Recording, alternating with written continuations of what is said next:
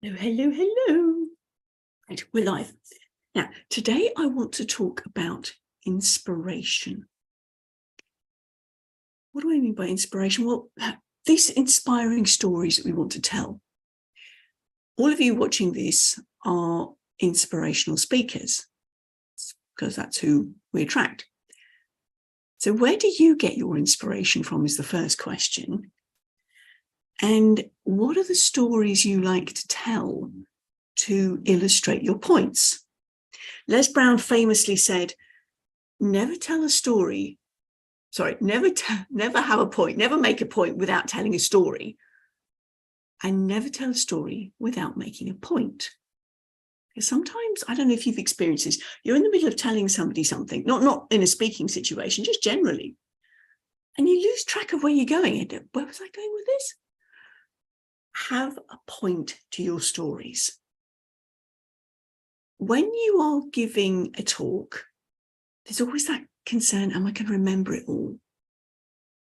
Now, if you can remember the story that embeds your point, then you don't need to remember the words verbatim, do you? You have that point encapsulated in the story. And that's what's going to carry the meaning over. Think about all the best teachers. They speak in stories, they illustrate their points, because that's the way we learn. Go back to when you were a child and you got told stories. Now, a lot of fairy stories are allegorical. They have a point to them. When I was growing up, Aesop's Fables was one of them. There was always a point to those, the hare and the tortoise, that the hare may start off really quickly, but then he kind of runs out of steam and the tortoise, plodding on, gets there first. Now, if you were looking for an illustration for persistence and not being swayed by what other people are doing, then what you would write on your bullet points to try and remember would be tortoise and hare, because you know the story so well. Now, the other thing about stories to illustrate your points is if you can come up with one from your own experience that embeds the point that you are making within that story, particularly because I'm thinking that we're looking for inspiring people to transformation, having a call to action. What is it you are inspiring them to do? Whether it's follow you, whether it's read your book, whether it's get on a coaching call with you, whatever it is, you start with the end in mind and then you reverse engineer. And looking at the points that you want to make are illustrated in those stories. So the story embeds that transformation. Remember the tortoise and the hare? In and of itself, that story will illustrate the point. So that when you come to say, and thinking about it, isn't this wonderful? Because you can see it doesn't matter what other people are doing. You plod along at your own speed and you will still get there. And chances are you might beat the speedy one. The point is made already in the story. When we tell stories, it takes us into that almost trance-like state of absorbing the information. That phrase, once upon a time, or long time ago, immediately settles us into the memory of listening to stories as a child.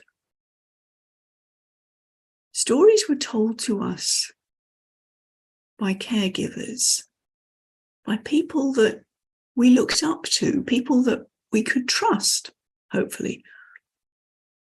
So there was that sense of stability, that sense of I can trust this person. So what they're telling me is something to listen to. before we had writing, before we could read books and things, oral history was really important. And that was where the information got passed down from generation to generation in story form. Now, did they give facts and figures? No.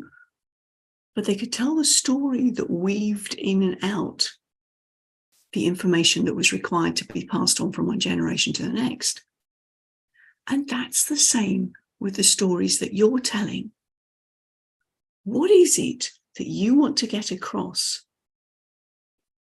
The transformation that you are calling your audience to make, and is it being made in the story? If you can show that, and you can maybe even give 2 illustrations for your point. And I've already told you about the tortoise and the hare. Well, let me share with you an illustrative point, a story from my situation. I was in an Asian grocer's and I picked up a fruit. Now, I haven't quite got the right one here, but having a prop can always be handy. I picked up this green fruit and I said to the owner, "What's this?" "It's a wawa," he said. "I'm sorry, what?" "A wawa." Okay. So I asked him what you did with it. And he was quite clear that you cut it in half and you scooped out the flesh and you didn't eat the skin and da. And I thought, oh, I'm not convinced.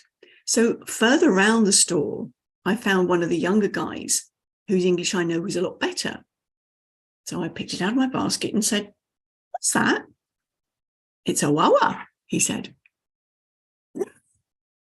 Okay. So I said, "I'm really interested to look it up when I get home. Can you spell it for me? Because I want to look it up on the internet." Guava. Guava. However, in his sound system in Vietnamese, that gua sound that combination didn't exist. So his closest was a wawa. By the way, this is a fajoa or a fayoha. I'm not sure how you pronounce it. That was the one I had in the fridge. But yes, the guava, because I'd never seen one before. Growing up in Scotland, we didn't have guavas. It was new to me. The point of that story was I was persistent. I didn't leave the first wawa in place. I wanted to know more about it. So I found somebody else and asked them. And then I carried on and asked a little bit more until I got clarity. So that's my personal illustration of persistence until I got what I needed. It was also an illustration of how you can repair communication breakdown. You can check out what's going on, ask questions until you can find out what the other person means. But my primary reason for telling you that was persistence.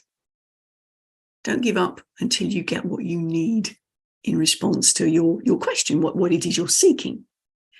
So you can see that in that case, if I was talking about giving a talk around persistence and not giving up, I could, in my notes, have 2 points: tortoise and hare and wawa.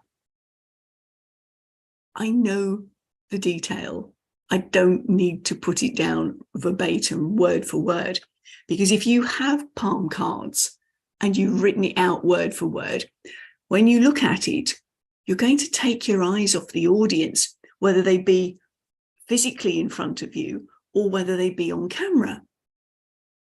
And if you're looking at your words for long enough, you break that rapport. And you've lost the audience then, and you have to work doubly hard to get them back. So where do you get your inspiration from is my first question. Life tends to give me lessons. The wawa. There are times when I look into nature and I can see something that inspires me. I mean, we all know the classic caterpillar to butterfly story.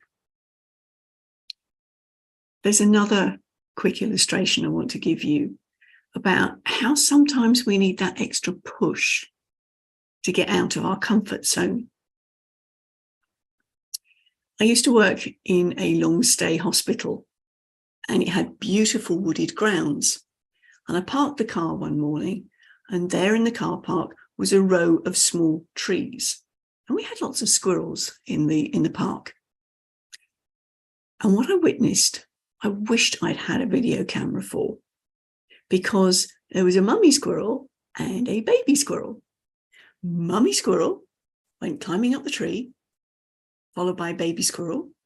Mummy squirrel jumps from one tree to the next in front of me, and then turns around and, okay, I don't speak squirrel, but mummy squirrel was obviously saying to little one, come on, your turn, jump over.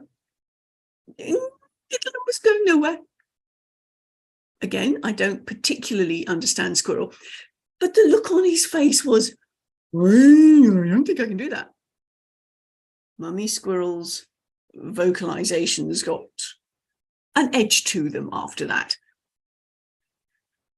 Little one was not moving.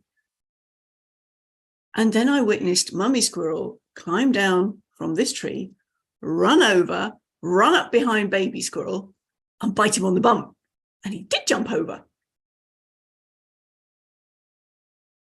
Now, the transformation that I'm talking about there is sometimes we need a push to get out of our comfort zones.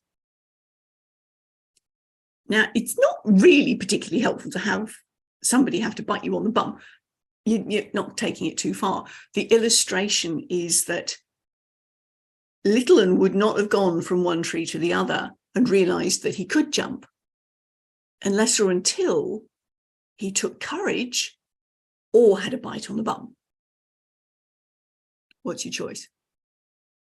If you need to get out of that comfort zone, you can either do it yourself, take that courage and make the move, or you can wait until circumstances require you to do that. Mum biting him on the bum. Now, the other illustration for that, for me, is I was leaving speech therapy. I didn't know it at the time. I was doing an awful lot of coaching as part of my role. And then, because of a misunderstanding, I was let go from my work as a speechy. I would not have become an entrepreneur had it not been for that bite on the bum. I had to make that leap, and I wasn't going to be doing it intentionally.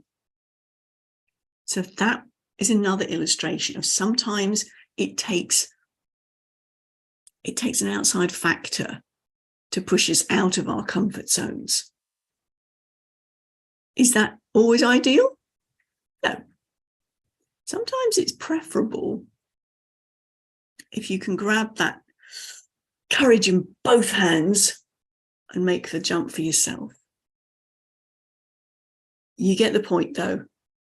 That is my point, that courage is important. And if you don't do it yourself, very often circumstances will force you into it. I've given you two illustrations of it. What I was going back to is inspirational stories. When you're remembering the point that you want to make, instead of having all those different bullet points like be resilient, think about your comfort zone, how are you going to get from one place to the other, taking courage, all of those points are now encapsulated in that inspirational story. If you can give a fictitious or a natural example, as in nature, and then back it up with something personal, that personal illustration also then opens you up, shows you're vulnerable, and increases your knowability, likability, and trustability from the audience's perspective, because you're willing to open up and be vulnerable. And an audience loves that because it shows that you are human and you're not that far removed from them. They can trust you because you understand their situation. Because when we tell stories, the audience you included and me included, whenever we hear a story, we are drawn into the story and we start living it for ourselves. So that's why if your point is embedded in a story, a transformational story, when it comes to then the call to action, the audience has already lived that thought, can see themselves in that new position because they've come through the story with you. You see where I'm going with this? Inspirational stories. Know your point, know your end point, work backwards. What stories can you use to illustrate your points? Share that inspiration, share that transformation within the story. One, it'll help you remember, and you're not going to be worried about keeping your notes on palm cards. And secondly, you take your audience with you so that when it comes to the call to action, it's a no-brainer because they've already seen themselves in that place. Trust this has been useful to you today. Do comment below.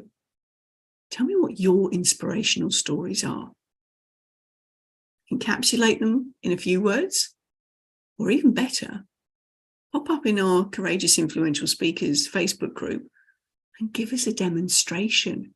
Video yourself telling your story. For now, bye from me.